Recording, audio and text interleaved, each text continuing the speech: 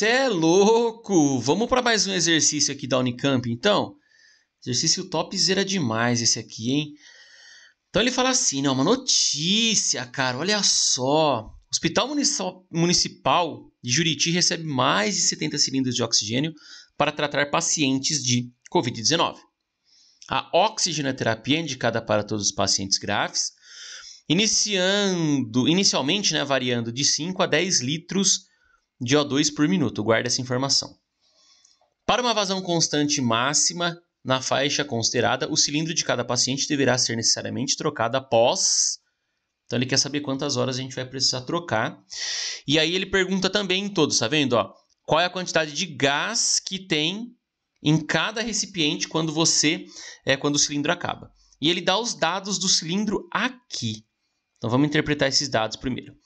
Ele fala aqui, ó, volume interno do cilindro 50 litros. Então é o espaço que o cilindro ocupa. Beleza? Então, galera, primeiro ponto importante. Quando o cilindro parar de liberar o O2, o que vai acontecer? A pressão externa vai ser igual à pressão interna. Boa? Esse é o ponto. Se a pressão interna for igual à pressão externa, né, a pressão interna, que vai ser a pressão do cilindro, vai ser igual à pressão externa, que é igual à pressão atmosférica, e tudo isso é igual a 1 atm. Beleza?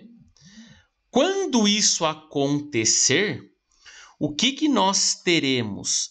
Nós teremos ainda dentro do cilindro 50 litros de gás. Por quê? Porque é o tamanho do cilindro. 50 litros de gás. Perfeito? Beleza? Muito bom. Agora, o que eu preciso saber? Então, eu sei que vai sobrar no final 50 litros de gás dentro do cilindro. Então, ó, já não pode ser nem a alternativa C, nem a alternativa D. Maravilha? Então, só pode ser a alternativa A ou B.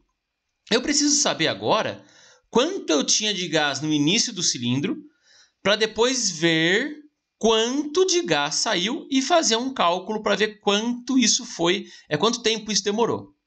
Belezinha? Então, como que eu vou fazer? Vou usar um P1 V1 sobre T1, P2 V2 sobre T2, ou o verdadeiro PVT pivotó. Não vou usar a temperatura, por quê? Porque a temperatura é constante, não teve mudança de temperatura, nós não vimos em nenhum lugar. Então, eu tenho aqui, ó, a pressão 0 vezes o volume 0 é igual à pressão 1 vezes o volume 1. Então, PVT pivotó, PVT. Então, eu tenho aqui 200 vezes 50.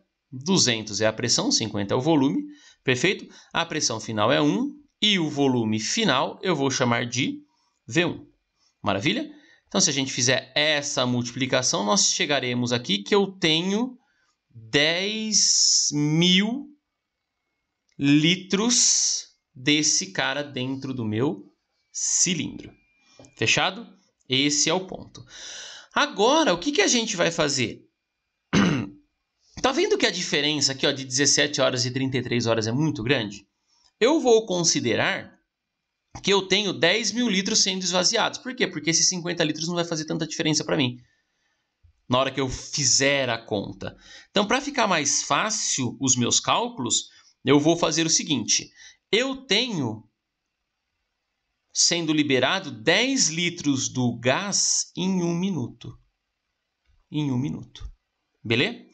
Quando nós tivermos 10.000 litros de gás, eu vou ter X minutos.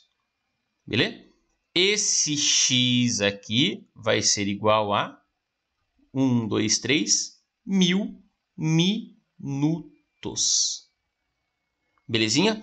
Só que aí você pega e fala assim para mim, mas professor, eu não tenho nenhuma alternativa em minutos, eu só tenho essa alternativa em horas. O que você faz? Então, você vai dividir esse valor aqui por 60, porque aí você passa isso para horas. Então, esse valor vai dar aproximadamente 16,6 horas. Então, viu que esses 50 litros que eu não tirei aqui não fez tanta diferença? Aqui daria provavelmente 16, alguma coisa.